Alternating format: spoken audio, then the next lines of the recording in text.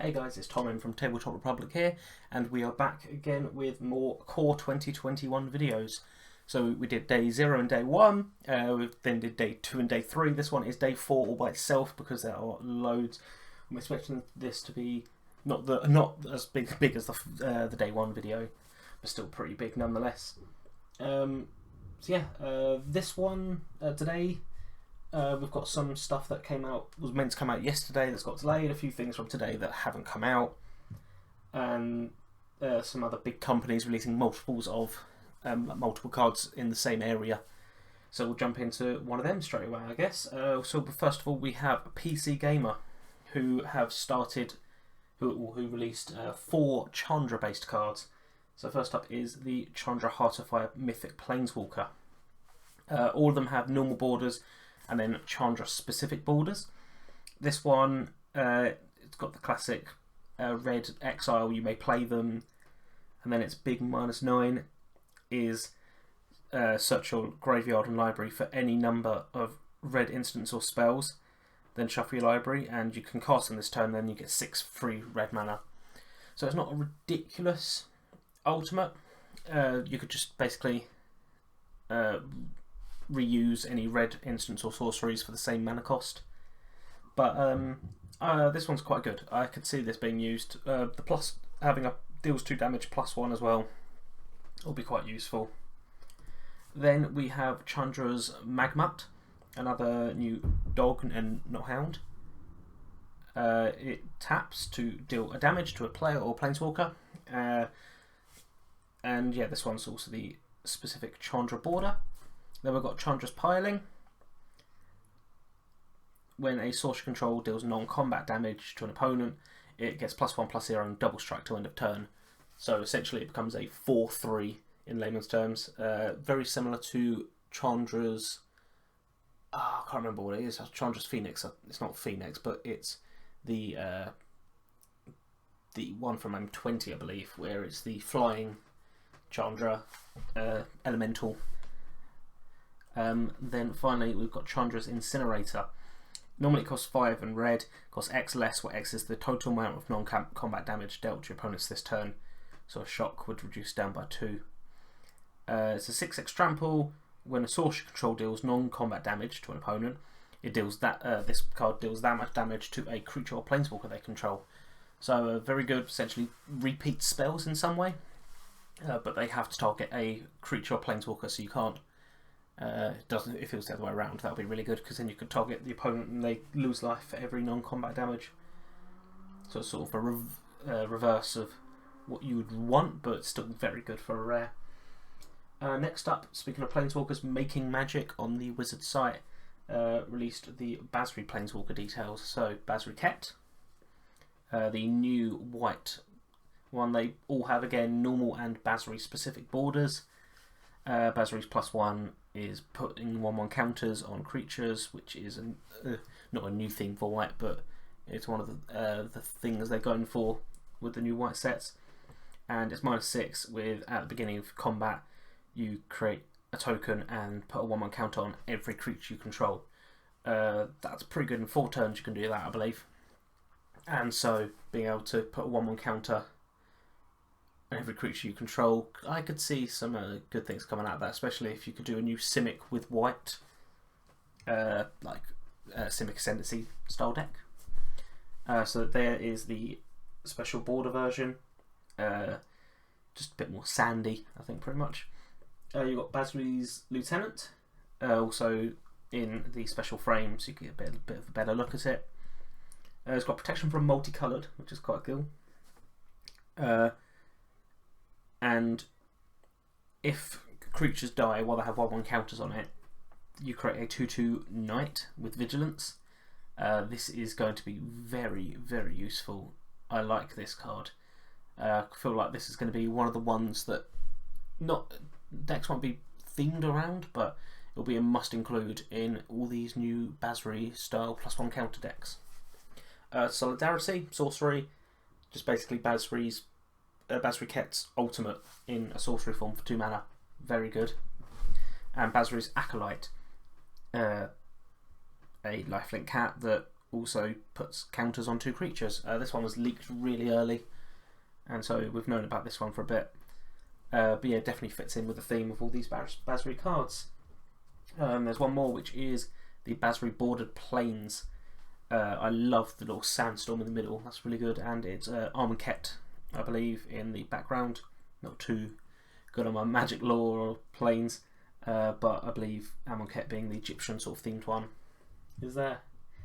Then a few Chinese style cards came out.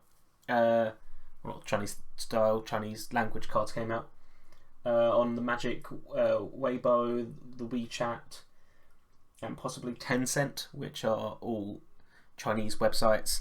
I don't know too much details about them, but basically all these cards came from their Tencent. There hasn't been one that has said it's come out from Tencent, but I assume one of these probably came from there. So first up, you got Siege Striker. He's got double strike, and when he attacks, you can tap any number of untapped creatures, and the Siege Striker gets +1/1 until end of turn for each creature you tap this way. So really good with a bunch of chump blockers. Just tap to make this guy a lot bigger. It would be quite good in drafts, I think. Then you've got Leaping Augur. It has trample. Its power is equal to the number of instants or sorceries in your graveyard, and when it enters the battlefield, discard up to 2 cards, then draw that many. So you can choose 0 and just draw 0. But a red with trample that's not sort of I can't remember. I think it's Boros. I can't even remember the names at the minute. My mind's gone blank. But yeah, not a green related one. It's just quite interesting. Then you've got Faith's Fetters. This is a reprint, so luckily there's an English print, so I don't need to read it from my phone on to the right of me. I'll just show you it. It's essentially a pacifism, but you gain 4 life. Quite useful with the new gain life features in this set. And then yeah, so that's it for the Chinese cards. Then we go on to sort of the individual Magic community pre-releases. So we've got Angelic Ascension. This one again is in I believe this one's Spanish, and then I think a Portuguese version also came out, but no English one, so I'm going to have to read it to you. Exile a creature or planeswalker. They create a 4/4 Flying Angel. For 2 mana at instant speed, you get to get rid of that annoying Teferi, but they do get a 4/4 Flying Angel, which is easy to combat, but you can just like flash it off the board, like flicker it off the board. But it's quite a big thing to be giving your opponent. It's not quite a 3/3 beast because it has flying. It's going to be a bit harder. Then you've got Village Rites. I forgot to even do a little thingy for this.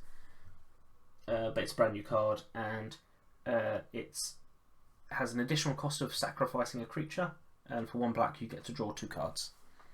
Very useful, and I could see this being used in quite a lot of sack decks. Then you've got Law Scale Kotal. It's been in a couple of Masters sets and I think Commander sets, but this is the first time it's been seen in Standard since 2009, which is really interesting. And it's basically whenever you draw a card, this creature boosts up. Not quite a Simic staple, but it could be quite useful. Then the Sad Robot returns, Solemn Simulacrum. When it enters, search for land, put it on the battlefield tapped. When it dies, draw a card. 2 quite useful effects for 4 mana. It's the kind of card where it's not a staple in Magic decks, but it has 2 good effects that could be used. It also has an alternate art version. This is a hand-painted art piece that's about the size of, not quite a human, but like I think the guy was holding it from his waist up to the top of his head. That's how big the guy made this art, Joseph. Also, I've realised his surname is very similar to mine. Then Archdemon's Vessel. Now this one people are excited for in Lurus decks. So it's a 1/1 with lifelink. If it enters the battlefield from a graveyard, so if you cast it or it enters from the graveyard, you have to exile it, but you get a 5/5 flying demon instead of this 1/1 with lifelink. Yeah, so with Lurus on the battlefield, you bring it out and it's exiled, so it doesn't count as dying because it's exiled, which is a good way of working around the walls. But you get Flying Demon, pretty useful. Then Hobby Japan revealed Elder Gargaroth. It's very similar to Questing Beast, I believe, from Throne of Eldraine. I can't remember the full name of it, I think it's just Questing Beast, where it's just got keyword soup, and then when it attacks or blocks is the very interesting part. You either get a token, life gain, or draw. Very useful. I would love one of these for my mono green Stompy Goreclaw deck. But yeah, hopefully I'll be able to get a box and a bundle or something similar to hopefully pull some of these cards, because there's not a lot of cards I'm not liking in this deck this set so far. Then Joe Rail, Mwonvuli Recluse. Almost, I could say the second word right, but not the third word. A very unique card. It's a green card that focuses on how many cards you have in your hand and drawing.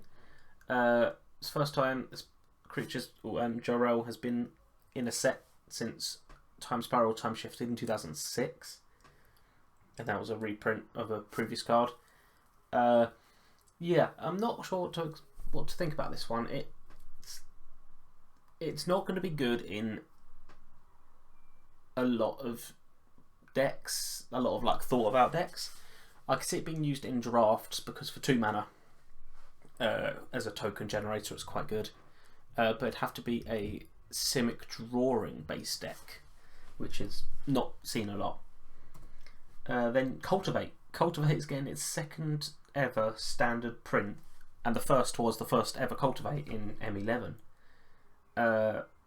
Yeah, so get more ramp, not needed, but with some cards going out at Zendikar, they'd expect to put a few ramp cards in, and Cultivate is quite good. They've had loads recently come out, so it reduces the price down a bit nicely. Pestilent Haze, another Planeswalker hate card. Remove 2 counters, or all creatures get -2/-2. So it's either Massacre Worm or the one from yesterday where it was about destroying Planeswalkers. I can't remember what it is. It's not on my notes from yesterday's video on the left of me. Then Pride Malkin, pretty much the reverse of Dread Malkin from War of the Spark. Very good effect though. When it enters, you put a 1/1 counter on a creature you control, including this one, if you want. And then each creature with a 1/1 counter on it has Trample. But it's very odd that this is a 2/1 cat. Like, this cat's more powerful than a fully trained human soldier token. Massacre Worm. This is a reprint last seen Mirrodin Besiege 2011. It's the only other time it's been printed. When it enters, all your opponent's creatures get -2/-2, so a mini board wipe. And whenever an opponent's creature dies, they lose 2 life. Very useful. The 2 abilities work into each other really well. Looking forward to this one. This could be good in quite a lot of decks. There's a good mini board wipe, powerful creature, life loss, 3 good effects, and also has the alternate art here. And this was the Magic Arena subreddits special card, and then the normal Magic the Gathering subreddit Magic TCG is getting theirs in the next video. Then you've got See the Truth. So you look at the top 3 cards, you put 1 in your hand and the rest at the bottom. However, if you don't cast this card from your hand, so from the graveyard, from your deck or anything like that, you put all 3 in your hand. So for 2 mana, you get to draw. Or if you can find a good way to cast it not from your hand, for 2 mana you get to draw 3 cards, which is very, very good. I like this. Then, Good Boy, a selfless rescue dog. You get to either keep him on the board, or you can sack him, and another target creature is indestructible till end of turn. So this Good Boy can save your creatures, but you've got to sacrifice him, which I know my girlfriend's not happy about, being forced to sacrifice a dog. Then these are Epics cards that they were meant to release in the during my last video, but I've done it a bit later, but I'll just do them now. So you got Radiant Fountain, last seen standard in M15. just a colourless land that enters. You get to gain 2 lives. I like it. It doesn't come in tapped or anything. I could see this getting a lot of use, and I'll be pretty much adding this to most of my commander decks. I could see this being a very good pawn to put in most decks. Then Revitalise, another really good simple card. Gain 3 life and draw a card for 2 mana. 2 good effects. Can trigger a bunch of different cards. It was created and last printed in Core 2019, so I'm glad it's getting a bit of a revamp. But yeah, those are all the cards from today. Some have already started coming out for tomorrow again. But today's cards were really good. I'm looking forward to quite a lot of them. There was one player who had, or one Magic community member who had not released their card yet, so he might release it tomorrow. But Magic Shibby has not shown off their card yet for whatever reason, but it's not on their YouTube or Twitter, and don't think it was on their Twitch, otherwise they would have put it up on their Twitter, or it would have been on like Magic Spoiler or Scraph or whatever you're using to look at these cards.